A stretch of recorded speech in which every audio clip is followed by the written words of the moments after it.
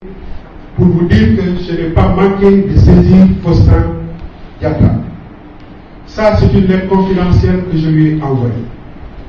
Le 14 juillet 2011, je vous en fais lecture, vous l'aurez dans le document. Je lui dis, objet réhabilitation, stade de Bignona. Monsieur le ministre et chers collègues, comme cela a été annoncé par le gouverneur de Ziguinchor dans son message RAC en date du 4 juillet 2011, des jeunes ont organisé ce mercredi 13 juillet une marche à Bignona pour réclamer le stade et véhiculer beaucoup de messages hostiles au président de la République, au gouvernement et à ma personne.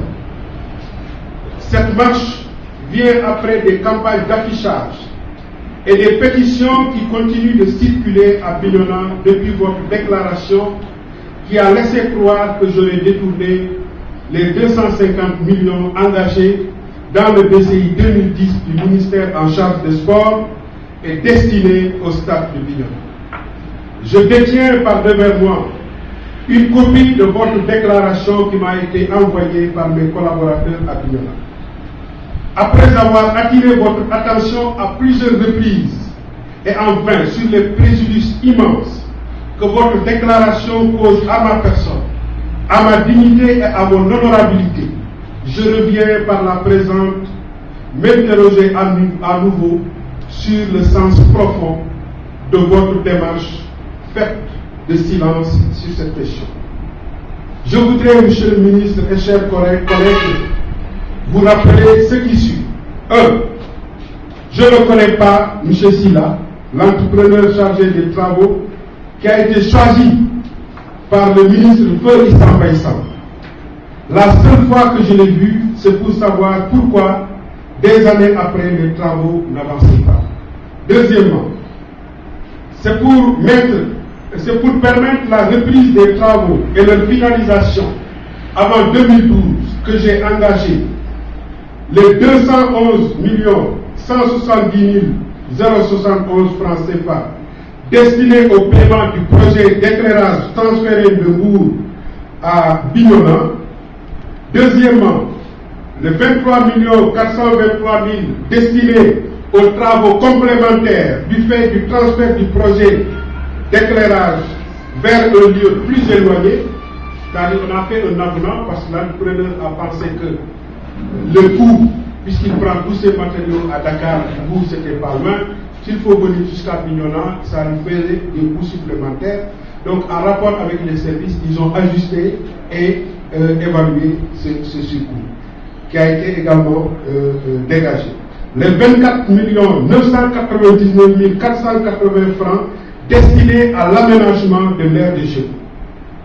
En 2010, je dois le reconnaître, les crédits, quand je fais mes arbitrages, n'étaient pas suffisants pour que j'engage les tribunes.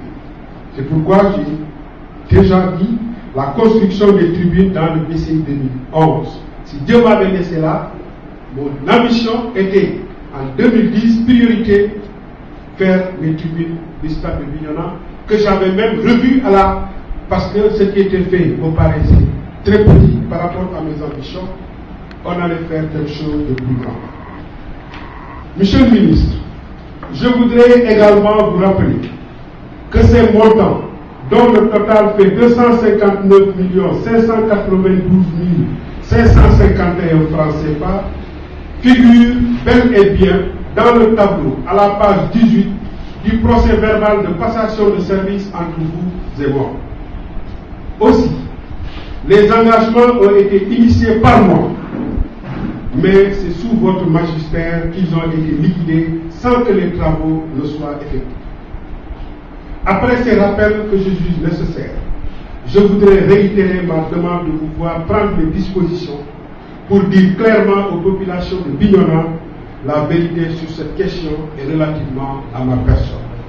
Dans l'attente d'une suite favorable à ma requête, veuillez accepter, chers collègues, l'expression de mes sentiments les miens. Ça, c'est un courrier confidentiel que moi-même j'ai adressé en son temps au ministre Faustin Diatta pour lui demander de revenir à Bignona pour rétablir la vérité. Face au refus de Faustin, j'ai fini par saisir le président de la République et le premier ministre d'alors, et ce qui a conduit à des décisions d'ordre étatique. Je ne me permettrai pas de dire si réellement il a pu prématurément quitter le gouvernement.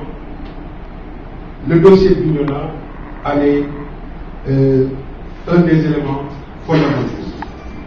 J'ai dit, je ne me permettrai pas de le dire parce que dans l'État, on ne permet pas à une personne de justifier les décisions du chef de l'État. Mais sachant ce qui s'est passé moi, je peux me permettre aujourd'hui, dans l'intérêt de la clarification, de dire en toute responsabilité, parce que j'ai décidé de m'assumer. De m'assumer, c'est pourquoi j'ai dit à l'entame de mes propos que ceux qui pourraient dire le jeune a failli à l'obligation de réserve qui doit caractériser un homme d'État, à cela je voudrais aujourd'hui dire que c'est en toute responsabilité que j'ai décidé de ne plus me taire.